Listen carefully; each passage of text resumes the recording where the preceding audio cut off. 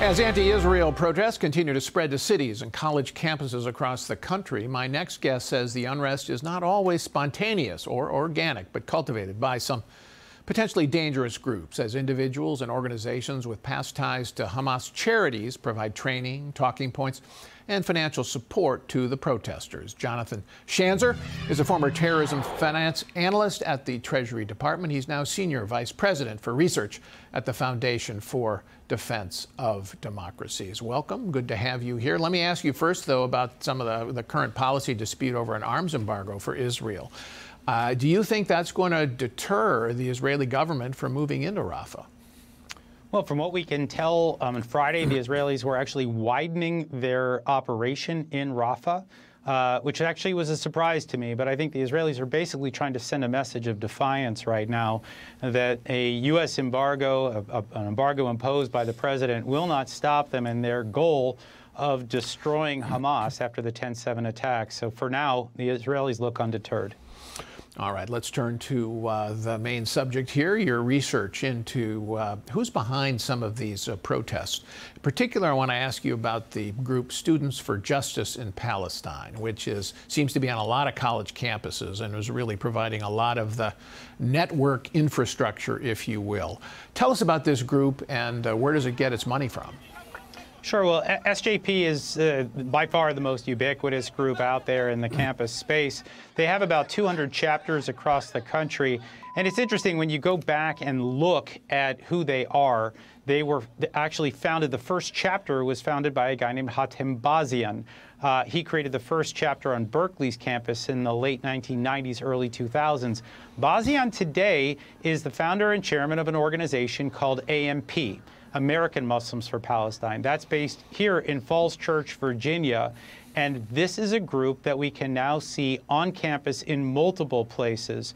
The executive director of AMP has been spotted at Columbia, at GW. Hatem Bazian's been spotted at Penn. So we're seeing that this group that incubated and funded SJP to begin with, their leadership now is being spotted on campus. They're actually at the encampments. They're chanting, they're speaking, they're giving direction to the students. So this is by far not organic. This is absolutely not spontaneous. It's being driven by outsiders. Now, these are adults now. These aren't students who just came out of the class and said, I'm outraged about Gaza. And where is AMP getting its money from, and also SJP? Well, you know, SJP doesn't need a lot of money. And we can see actually that this is not an expensive endeavor. They need some pizza, they need some tents. I don't think that any of these encampments require a lot. So that's SJP. AMP is actually it's a corporate not-for-profit, or it's not a C3. Let's just put it that way. They have a C3 that is the fiscal sponsor. That's based in Chicago. It's called Americans for Justice in Palestine. To put it mildly, this is a convoluted money trail, and I think it was designed to be that way so that we wouldn't be able to know exactly who was driving this chaos. Have you been able to find out who's been doing it in your research? I mean, when you were inside the government, is that something you guys looked at? Well, what's interesting is that AMP is actually a successor organization to 3 charities that were shut down in the United States for supporting Hamas. The first one was the Holy Land Foundation that was shut down in 2001, that was based in Richardson, Texas. A successor organization to that was called Kind Hearts. That was shut down by the Treasury in 2006. It was based in Toledo. And then there was one other one in Chicago called Islamic Association for Palestine that was sued successfully by the family of a young man named David Boehm, who was killed by Hamas. And they got $156 million in damages. And so IAP shut down. AMP is the successor of all 3 of those groups. We see individuals working there that were formerly associated with those 3 Hamas charities. So when you start to piece all of this together, you can see that not only is the campus unrest not organic or spontaneous, but that it's actually being driven by people with a very troubling past. And what is their goal? Is it to change U.S. policy on the Middle East? Is that the fundamental goal here?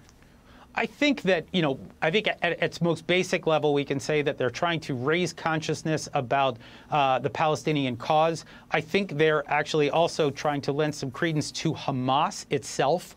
I think we can see with some of the chanting and some of the rhetoric on campus, it's an attempt to legitimize Hamas. But I also think there's intimidation going on, not only of the Jewish or pro-Israel kids on campus, but I think that you're starting to see university administrations cower in the face of the violence and intimidation, and I think it's having an effect on the president as well. And so I think the organizers understand this, and they're pressing their advantage.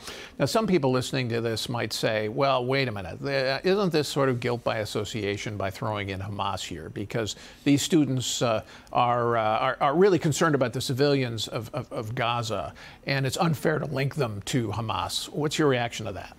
Well, look, when you see what they're chanting and they're calling for an intifada, which is a violent uprising, when they're calling for Palestine from the river to the sea, they're talking about the annihilation of Israel. These are things that we commonly associate with Hamas rhetoric.